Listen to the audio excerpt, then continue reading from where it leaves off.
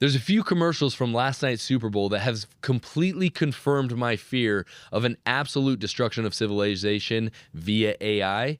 And John Delin is in mediation with the church over using the name Mormon to trick people into thinking, into watching a show, essentially. All this and more. I'm Hayden Paul, and this is Latter Daily Saints. What power shall stay the heavens from pouring down knowledge from heaven upon the heads of the latter-day saints?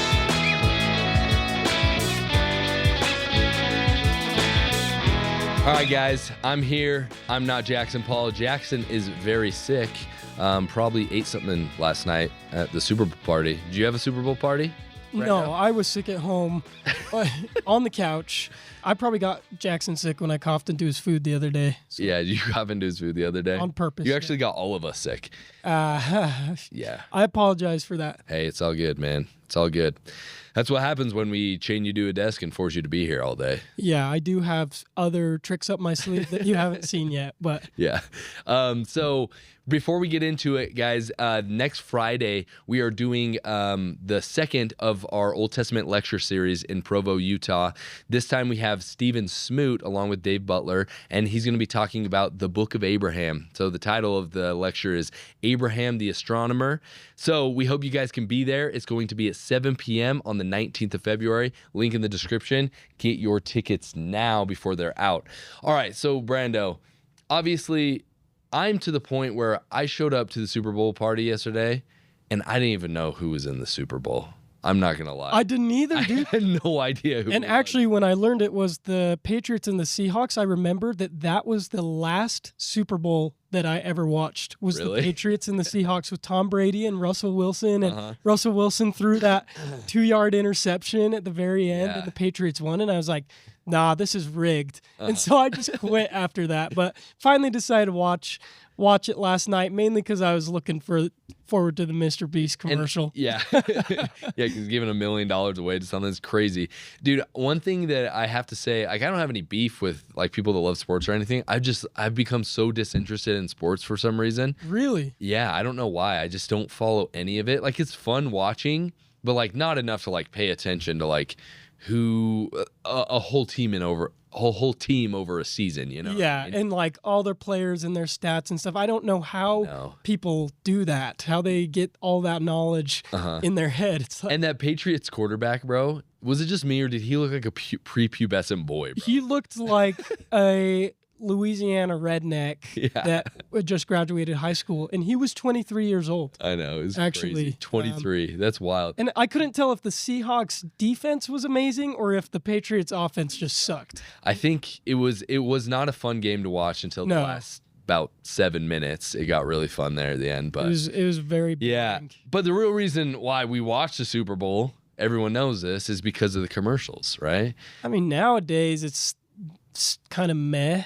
But, yeah, I know, but there's a couple good commercials. There's some that were pretty funny that I liked, but the majority of the ones that really caught my eye because they just are a prophecy of the destruction of our civilization. Is in my thoughts. Seems a little dramatic, but okay. Well, let's watch. Let's hear. So the first one that really caught my attention, we'll start with the Chris Hemsworth one actually, because I just thought this one's kind of funny, right? It's supposed to be funny, but it also is a little weird, all right? So let's watch this. This one has to do with Amazon Alexa.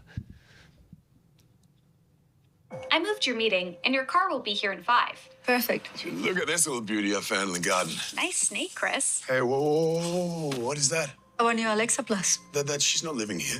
That is full-on AI. One minute we're all buddies, then the next minute she's trying to kill us. Now, Chris, how exactly would I do that? A million different ways. Maybe I'm taking out the trash. The door's jammed. Take a closer look while I pull up a tutorial. A little to the left. You're a widow.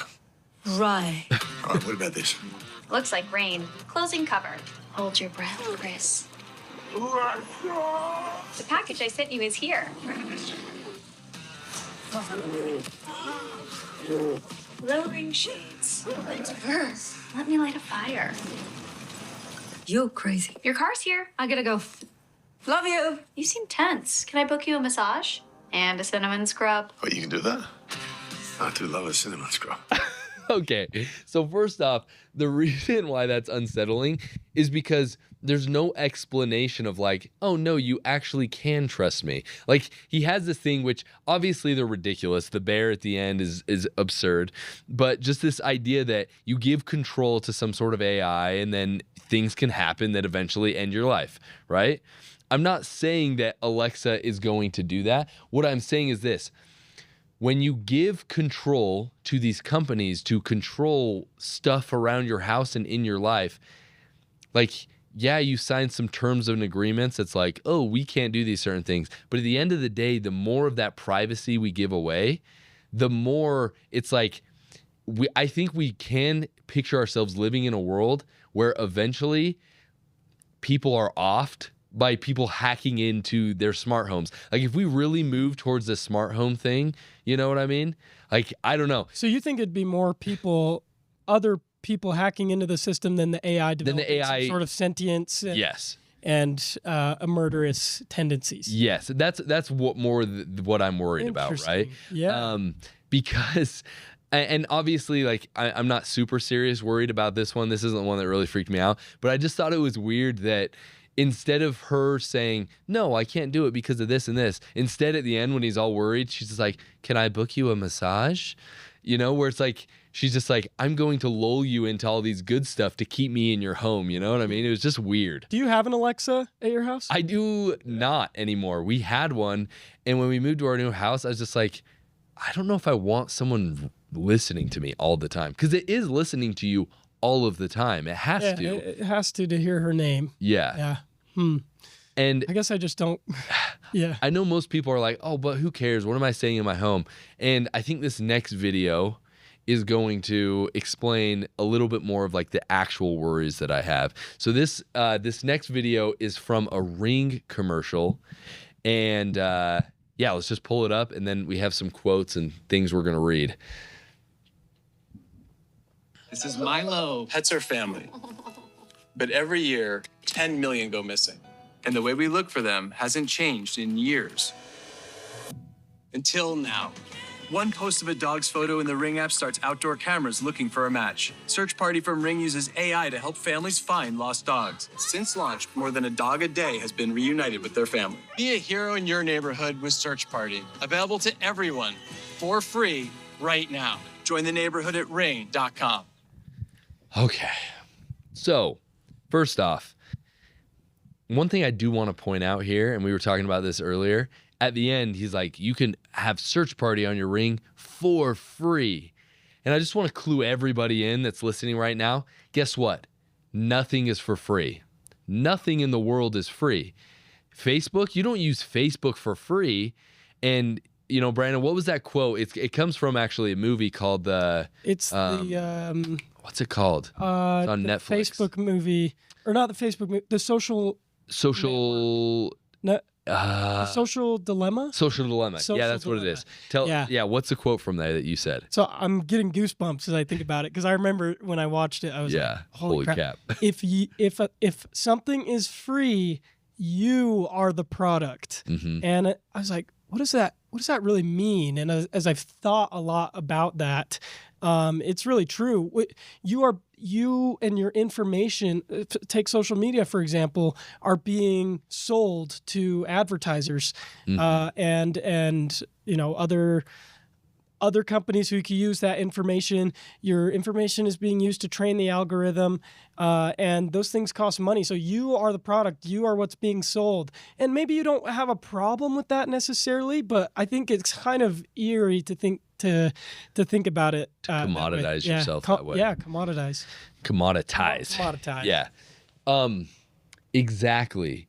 So what you're actually paying for this free service with is like loss of absolute privacy in some sense, because you're turning on, essentially what this is it's an AI that is able to recognize patterns and then communicate and share information. And so you're giving AI access to your Ring camera that is going to be marking every single moving object because it's going to be looking for dogs, right? But in order to identify a dog, it has to identify other things that aren't dogs, right? And it's going to be looking at this stuff. And I just think that this is the first step of absolute loss of privacy, where and the reason we're doing it is because it's creating this false sense of security. Or maybe it's not even a false sense of security. Maybe it is giving us security, but there's this balance that happens in the world, and it's between security and safety and freedom and liberty.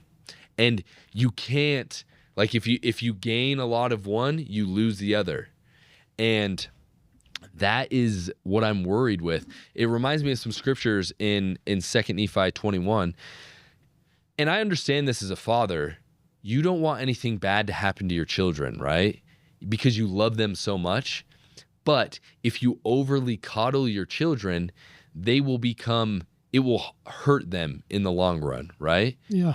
But we learn in 2 Nephi 2 that we have to live in a place that's kind of dangerous. So these are verses that you've heard before. It says 2 Nephi 2:11, "For it must needs be that there is an opposition in all things. If not so, my firstborn in the wilderness, righteousness could not be brought to pass, neither wickedness, neither holiness nor misery, neither good nor bad. Therefore all things must needs be a compound in one. Wherefore, if it should be one body, it must needs remain as dead, having no life, neither death, nor corruption, nor incorruption, happiness, nor misery, neither sense nor insensibility." So I want to focus right there, neither life nor death. Now, as Latter-day Saints, we look at the Garden of Eden scenario not as a giant fall back that has, plunged us into hell forever, but as a step forward into danger, into the possibility of failure and death, into actually certain death. But it is because of the possibility or the certainty of death that gives us true life, that allows us to learn, that allows us to grow, and eventually to develop to become beings like our Father in heaven.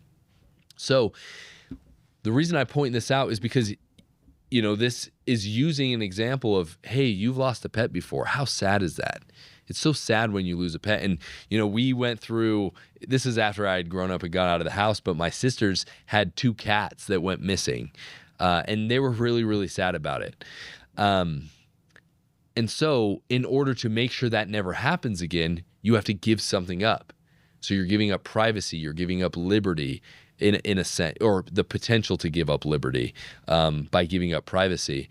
But all of your animals are going to be safe. But how far can that go? How far do we go before, you're probably familiar. It's like kind of a cheesy meme. Brando, have you seen it, of the lion in the cage and then the lion out in the savannah? No, I don't believe so. Okay. So there's this cheesy meme I probably should have looked for and gave it to you, but where it says one of these has every single meal provided for it, has all of the medical attention that it needs, and is taken care of every single day and has no danger. And then the other one has to fight for a meal. It has to, it has the potential to get sick, and it doesn't have medical attention. It doesn't have all of these things, right? And it says, which one do you want to be? And one of them's in a cage, right? Because it lives in a zoo. It's in a cage. It's not free. And the other one is free, but it has all of the risks, right? Yeah. And so that's really the balance that we're having. Yes, you can have everything for life, but at what cost? Interesting. Okay, so real quick as a clarification, are you saying the people whose privacy is being compromised are the people who are walking in front of the Ring cameras because the AI is detecting them? So here's the thing. Many people have Ring cameras. You know people that have Ring cameras, right, Brando? Yeah, for sure. And are those Ring cameras always just on the door? Well, I've seen like other ones that are like more like security cameras, but yeah, I mean. But they put them in their house too. They'll put them in the front, they'll put them in the back, and then they'll even put them like in their living rooms. Yeah. Right? Yeah. Now, I haven't read the terms and services of this, right? Because I don't think anyone has. But if it follows the standard of terms and services of most technology nowadays, it's probably very overreaching. Now, its most like least insidious, maybe what it does is it listens to your conversations, because you're essentially saying be on all of the time. That's the main function of this thing, is right? Yeah. Be on all of the time and be talking with the rest of the network of these rings and whatever the back end system is. Yeah. So, I mean, at its best, oh, yeah, it's finding lost dogs. A little bit more sketchy, it's also listening to you and hearing your personal conversations and seeing even your personal habits and analyzing them to sell to advertisers so that they can better market to you. Is that confirmed, or is that just like I'm just saying, I'm just watching this because this is where it always goes. So I'm looking at the trends of history, and I'm saying, oh yeah, Instagram is free and they're not making any money. And then, okay, it's still free, but you're signing a new terms and services where we can keep all of this data to give to advertisers. And so I'm just seeing how this process goes. And so, I mean, at its medium, it's like, okay, they're going to analyze your speech and all this stuff similar to Alexa so that they can sell your data to advertise more to you. Is this an app that's because I know that Ring users, they have to obviously pay for the service to host their doorbell cameras, their security cameras, and things like that. Is he saying, this is just what I'm wondering, is he saying that this is free for anyone who's a Ring user, or is it an app that anyone can access even if you don't have a Ring camera because maybe you've lost your dog, but your neighbors have Ring cameras? That's a good question. Yeah, I don't know how much of this is even available right now because it sounds like a pretty new feature. And honestly, I didn't do a ton of research on this because I'm not really worried. Yes, the Ring is an aspect. The Ring is an aspect, but it's showing a trend, and I'm more worried about the trend. So people watching, I don't know exactly what the terms and services are of this Ring, but I'm analyzing this trend that is happening of using AI to mass surveillance, keep us more safe by having to implement more mass surveillance, right?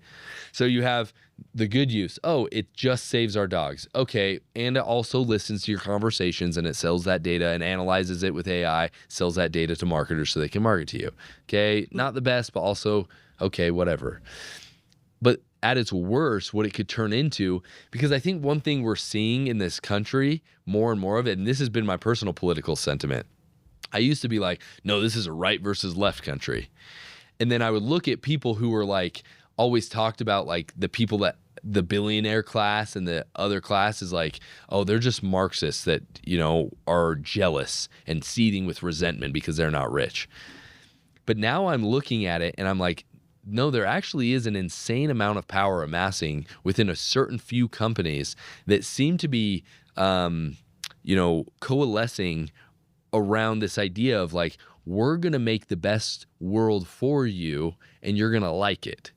Like, this is something that's really crazy when what you learn in a media literacy class is like how many of the shows and networks that you know are all owned by one single company or person. And I think even like, correct me if I'm wrong here, I took this media literacy class like years ago, but I remember them saying like Fox was owned by the same company that owned like a bunch of other more liberal networks, which, you know, that doesn't necessarily mean they're pushing narratives into either or, and maybe they do have some independency. But that stunned me because I was like, I thought that Fox would be owned by a conservative company, and then these liberal networks like CNN would be owned by liberal companies, but no, they're all owned by one person. And so that was kind of crazy to think about. It's the same with the food industry as well. There's like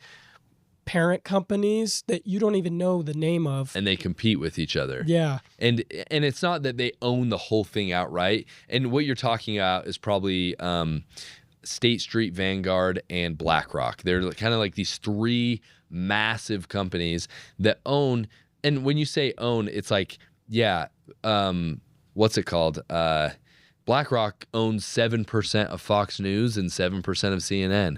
It's like, oh, that doesn't sound like a lot. No, but it is a lot. Like, because when you're talking about publicly traded companies, owning 7% of a publicly traded company, a lot of times necessitates you having a board seat. So usually publicly traded companies, like when when you're that big, you have a board, and it's run by people that own these companies. And so when you're able to buy a significant amount, which 7% is a significant amount of a billion and billion dollar company, then you have some influence, right? Yeah. But the point is, this is a trend that I'm worried about. And it's a trend that's been going on much longer. There's a book by Jonathan Haidt called The Coddling of the American Mind. And this book, it shared it's been like 7 years since I've read it.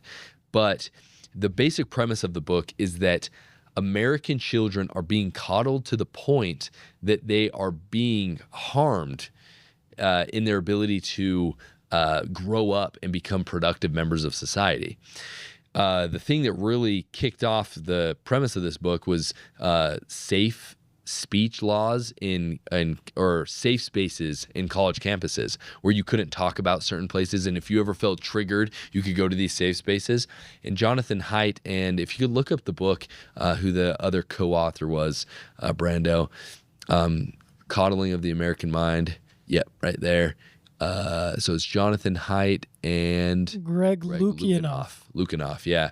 And they are seeing this and they're like, what's going on? One of the other examples they did, and you can pull up this NIH study that I sent you, Brando, is just the insane increase of peanut allergies that have happened over the past, this is just 2 decades, this one here, so it's not that big. But if you go back, like I think it's like 40 years, you're talking, it used to be like a fraction of a percent, and now in 2026, I want to say it's somewhere around 3 or 4%. Now that's not a ton. 3 or 4% have a peanut allergy. That's not big of a deal. But right here, it's talking about in the last 2 decades, there's a 3.5-fold increase over the past 2 decades. And so in this, it talks about some of the reasons why, but I'm not talking about the reasons in here. I'm just showing that there is an insane growth of peanut allergies. In the book, they talk about one of the reasons why that they suggest, and other scientists have suggested, that peanut allergies are increasing is because historically, many kids had peanut allergies, but they were exposed to peanuts at a young age. And maybe they had a small reaction, right? They had an itchy throat, they got nose, maybe there's a little bit of swelling, but they did it, and then they were exposed to peanuts later. And then it was a little bit less of a reaction. And over time, the idea of having a fatal peanut allergy, it just disappeared. They eventually got immunity over it because they were exposed to it over and over again. Then all of a sudden, we're like, no, we have to cater to everybody. So if you have a peanut allergy, now you can't bring anything that has peanuts in it to school. Like if you're having like a school treat or whatever, it's like, okay, it just can't have nuts in it.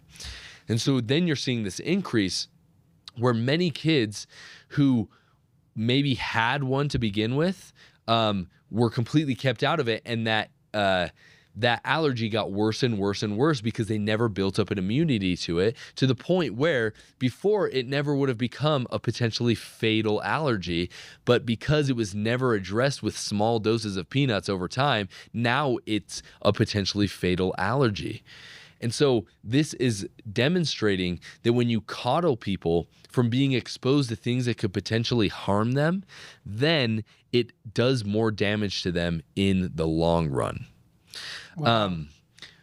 Now, so I bring this up, tying this back to the whole Ring thing. Like I said, this isn't about Ring cameras. It's about the trend of, hey, let's use mass surveillance to get rid of things that we don't like, that were just a natural part of life.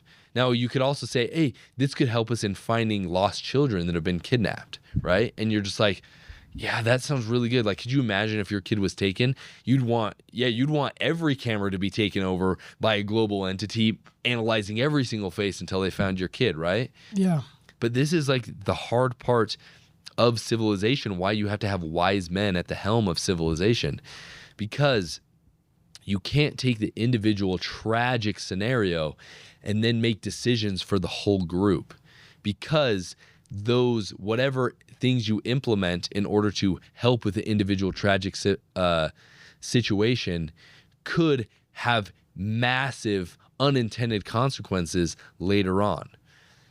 This is a perfect example when you're looking at 1984. This is a civilization imagined by George Orwell, but really he didn't imagine it. He's almost taking real civilizations that existed before, and he's talking and he's sharing this idea about Big Brother, right? This has also been like 5 years since I've read 1984, so I'm kind of going off the cuff here.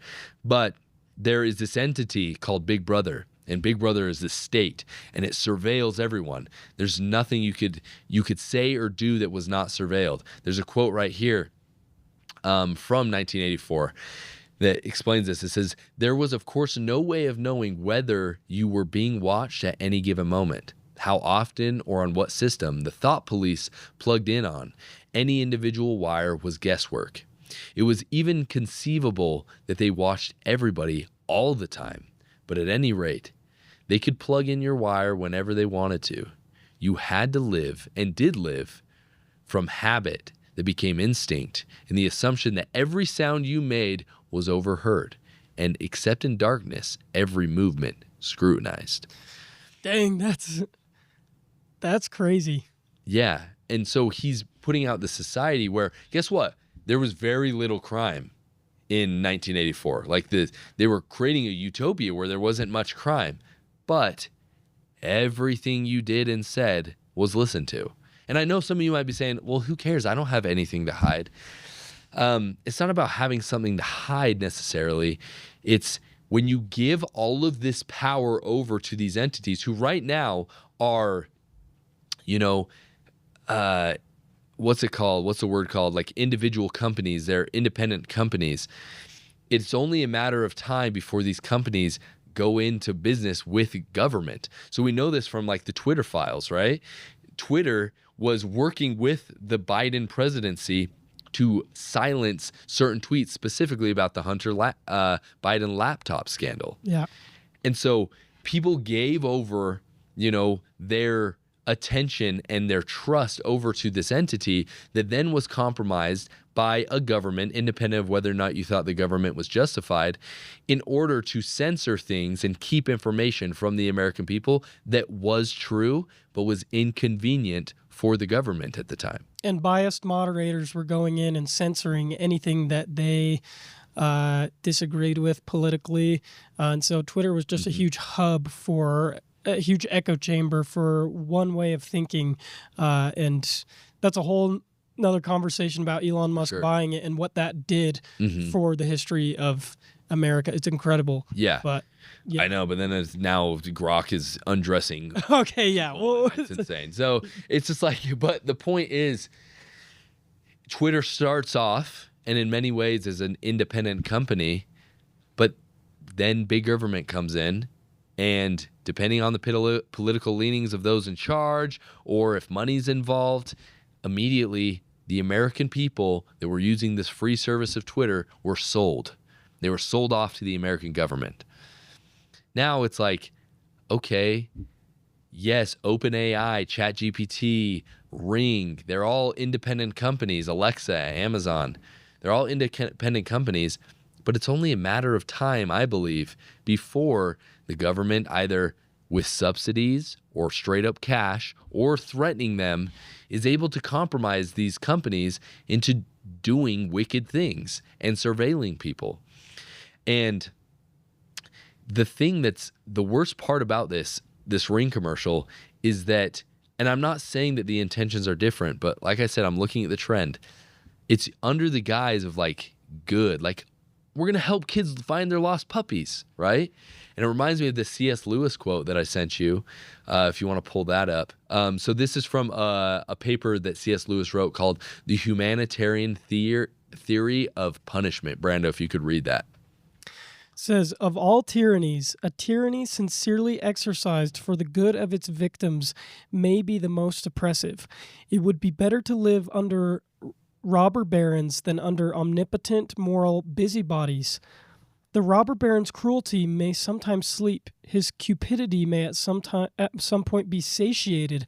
But those who torment us for our own good will torment us without end, for they do so with the approval of their own conscience. Whoa. Yeah, so that's a pretty bleak way of looking at it. But tyranny and a surveillance state is not going to be implemented under the guise of, we're going to control you. It's going to be like, no, hey, we could get rid of like all kidnapping. We could get rid of all crime. All we have to do is implement Palantir, and Palantir is going to plug into all of our systems, into your phones, into your computers, and all of a sudden, you don't have to worry about your kids being kidnapped anymore, or people being exploited, or any violent crime happening. And you're like, oh, no violent crime. That sounds awesome. Palantir, just so you know, for you Lord of the Rings fans. Palantir. Yeah, tell us about that. Because what is the background with Palantir? Okay, so the Palantir, I haven't even read the books, okay? Just the movies. It's the orb. There's several of them that you can see things. So Sauron, that's the thing that Sauron's looking. Yeah, Sauron's looking through this orb, and he can, if somebody else has another orb, he can see through it and see them and spy on people essentially. Oh, right? That's actually terrifying. I may have gotten that wrong. Lord of the Rings. Yo, I just remember just like Pippin just like holding the Palantir, and he's like, I see you. Yeah. Good movie. Gonna go watch it again. Yeah, dude. It's absolutely terrifying. So it's gonna be under the guise of, hey, we're gonna protect you. And like I said, I get the impulse. Yesterday, actually, we were playing out in the yard. It was a beautiful day. It's like 60 degrees in February in Utah. It's crazy. And my kid is playing on this playset that we have in the backyard, and he's 4.5 years old. And he's hanging on these he's standing on this ladder holding on to monkey bars. And I'm watching him, and he's deciding whether or not he's going to let go, or whether he's going to like try to go for it. You know what I mean? Yeah. And I'm sitting there, and my impulse is like, oh my gosh, I got to save him. He's going to fall and get hurt. Because I mean, it's like probably a 6-foot fall. Like it's a pretty solid fall. You know what I mean? And I'm like, oh my gosh, I got to save him. But something stopped me, and I was just like, I mean, what's going to happen? He'll fall. Like, kids are really resilient and bendy. And it's like, I've fallen off high things. Like, the worst thing that happens is he falls and breaks his arm. And I know from a parent's point of view, for some people might be looking at me like, you monster. You're going to let your kid break his arm? No. Yeah, call CPS. But I look at it and I'm like, that's how you learn. Like, kids fall and they break their arms, Make breaking arms great again, you know what I mean, as a kid. And it reminded me of another post that I saw that showed, and maybe Google this, Brando, the difference between like a 1970s playground, children's playground, and a playground today. And these 1970s playgrounds, like by today's standards, would look like a death trap in some sense. So yeah, look up, see that one, the third one in? Yeah, that, one more over. Yeah, that one with the weird circle thing, Brando. Oh, right. Yeah, right here. Look at that. That's like a playground. Like, oh my God. That kid is suspended like 12 feet in the air. Like, there's this it probably just goes down either to concrete or to gravel or something. But those were the playgrounds in the 70s. You know what I mean? And now look at a playground today, and everything's padded. Nothing is as dangerous as that. You know what I mean? And do they still have wood chips?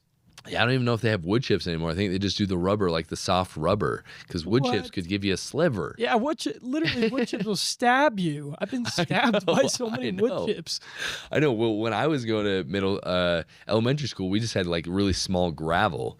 And I remember the thing that was terrible about that is the gravel, like when you're playing in it, it's fine. Like you fall, it's not that bad. But when it gets out on the blacktop and then you fall, and so you have this little piece of gravel going into the blacktop and you fall and that thing stabs into your knee, like it was the worst thing ever. Well, yeah, dude, that sucks. Yeah, but the point is we can only nerf our children so much before we completely destroy their confidence and their ability to handle the world. The coddling of the American mind, the whole reason they wrote it is because they're saying this coddling is making a more anxious generation. People that never learn how to be self-confident because they're never going up against anything hard because we're always trying to protect them and keep them safe. And so I'm just worried that what we're doing is we are creating too safe of a society, and what we're doing is giving up our liberty. You can't have one without the other. There has to be the possibility for death in order there to be life. And the more we give away that possibility for injury or harm, the less alive we're going to feel. And I think we'll end up just having a crisis of meaning like we're already experiencing. We're going to have heightened levels of depression, which we're already experiencing. And we're going to have more anxiety because we're going to be hyper-focused on all the dangerous things of the world and all these tools that are going to keep us safe. Yeah. What do you think, Brando? Am I crazy? No, was it you or somebody was telling me like they started to feel like they were becoming more coddled or that they had been coddled and they needed to finally step out of their comfort zone, which is a huge mindset growth. Yeah. First of all, to realize that and have self-awareness of that.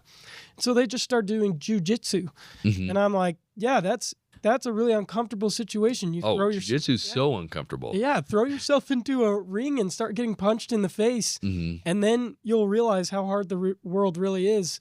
But you will develop confidence. And so I guess the message here is put yourself in dangerous situations.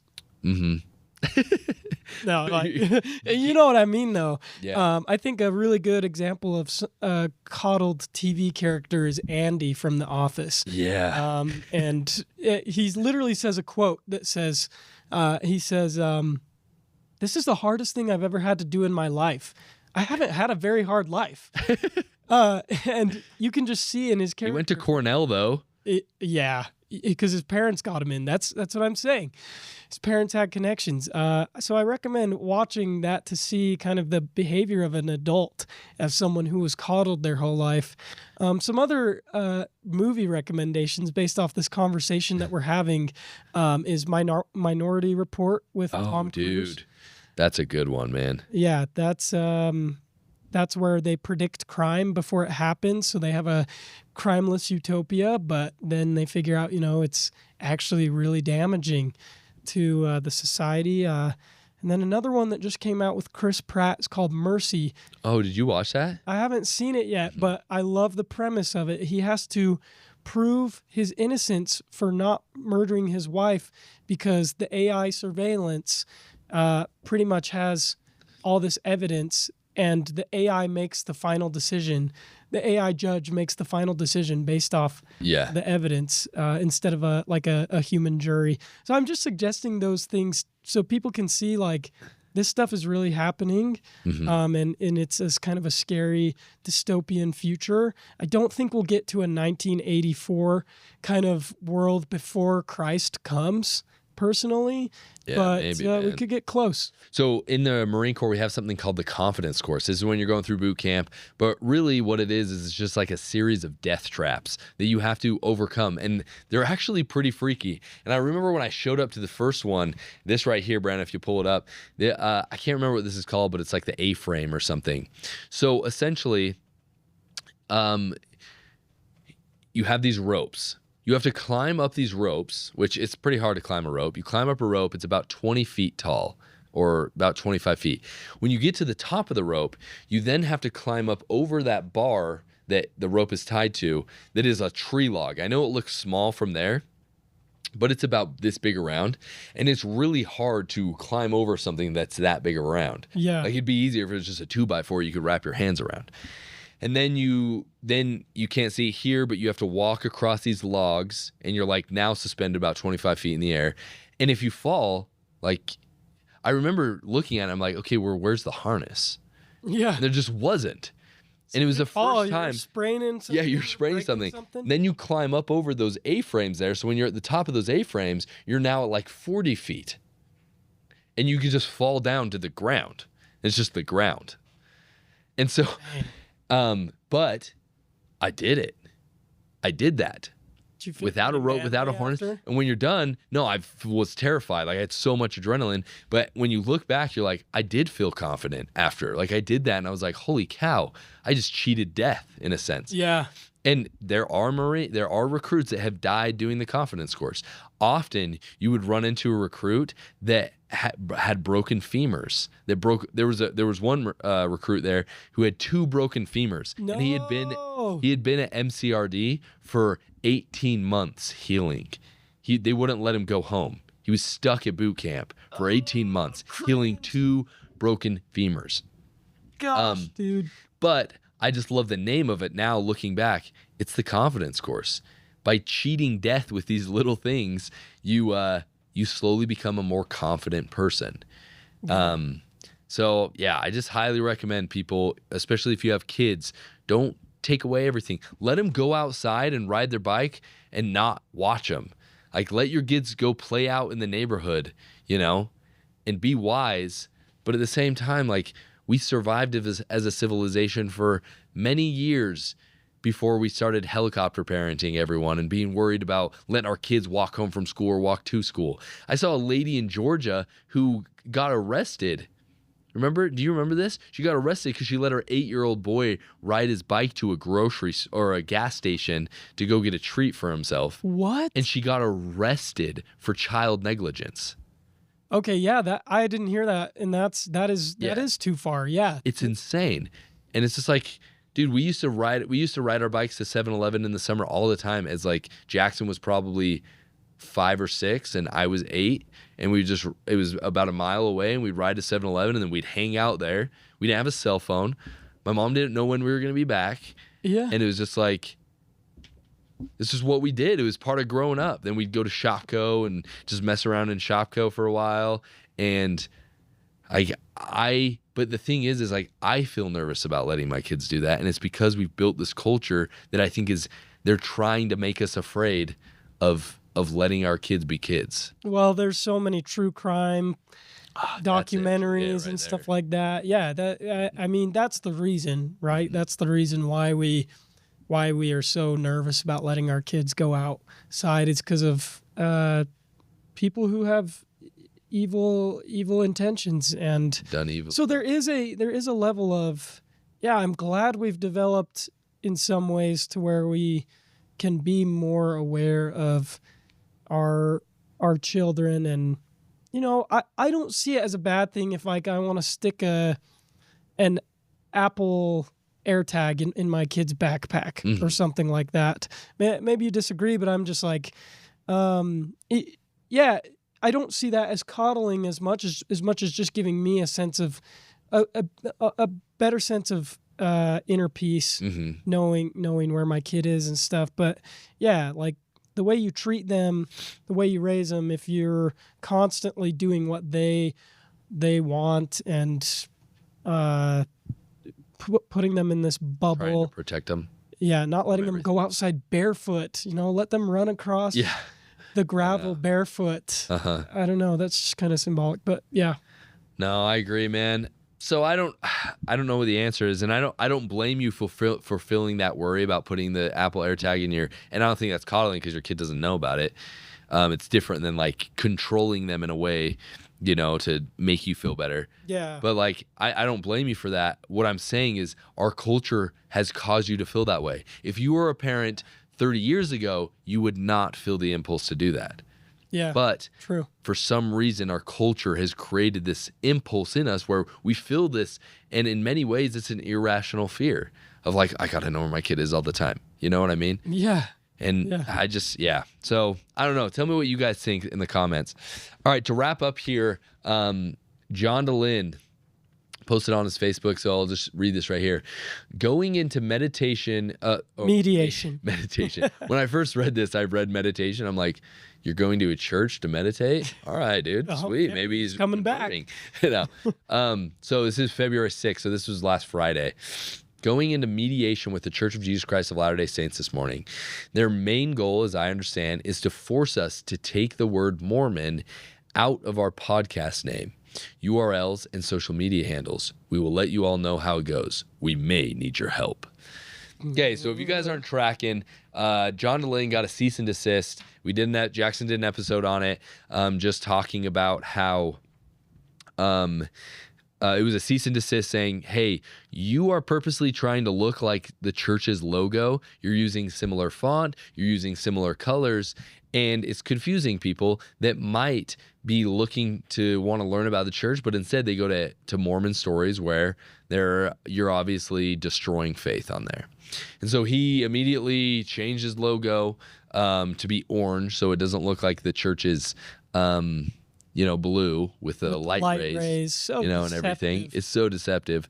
So he changed it, but it looks like they want him to stop using Mormon stories altogether.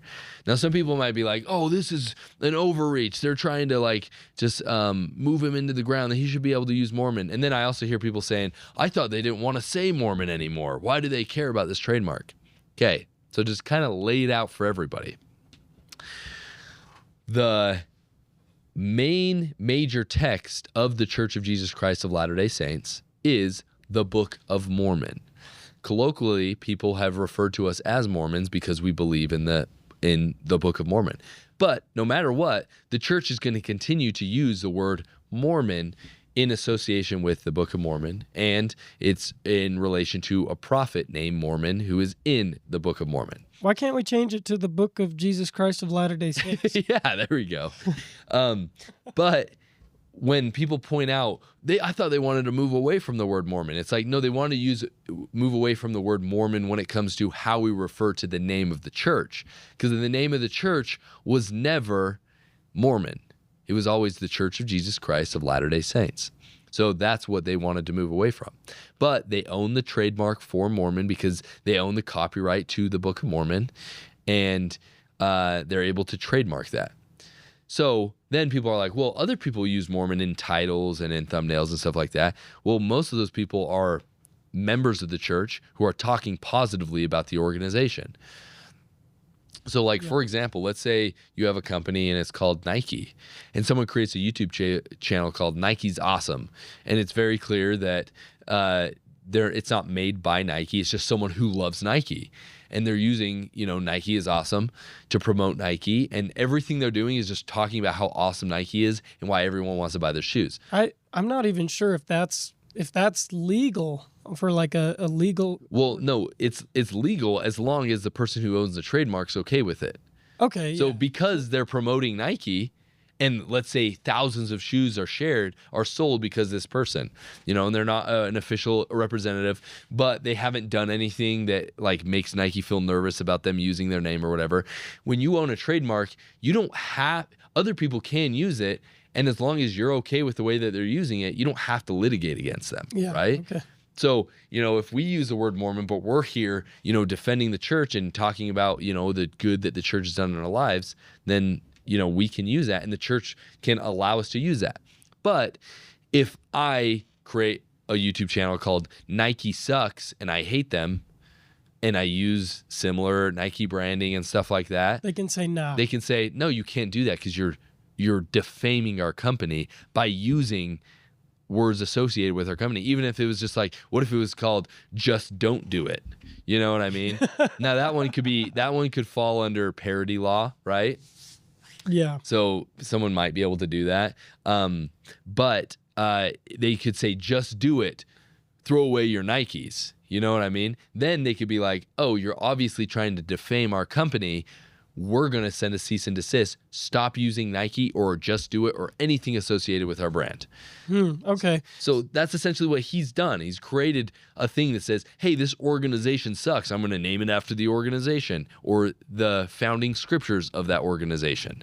But not only that, it's like he does make the Nike's Awesome channel, but it's actually anti-Nike. But actually, yeah. It's like, Nike's awesome, Nike sucks. But then every episode is about how Nike sucks and they use child labor and they their shoes aren't actually, they're super cheap and overpriced, and that's what it's like. So all these people are like, he has the right to use it. No, he actually doesn't legally. His whole channel is about how the church sucks, about how the Book of Mormon is false, and about how all of it is just like you should get away from it. And he'll say, no, I don't say that. No, but he invites people on to say it for him so he can have, plausible deniability. But at the end of the day, brother, just be honest and just have it be ex-Mormon stories, because that's what it is. You've had a couple active Latter-day Saints on, me and my brother. You had Greg Mattson, and you've had Patrick Mason, and I'm trying to think who else. Rod Meldrum, I already said that. Or did I say No, that? you didn't say Rod that. Meldrum. So you've had, like, that's like 5 right there. And how many episodes is he at right now? Pull up his YouTube channel. Let's see how many episodes Mormon Stories is at right now. And those are like the main active, positive Latter-day Saints that have been on there since I've been listening to Mormon Stories. And they have 2.5K videos. And their episode number is something absurd. It says their episode number is 2,109. Yeah, so like, okay, let's say, then you had Dan McClellan on. So like, let's say 20 of your episodes in the last 10 years are of active Latter-day Saints that are telling a Mormon story, right? The majority of them are ex-Mormons. So just be honest. It's ex-Mormon stories. Stop trying to fit in and just lean into it. That's what Alyssa Grenfell does. And look at, she's absolutely clobbering you.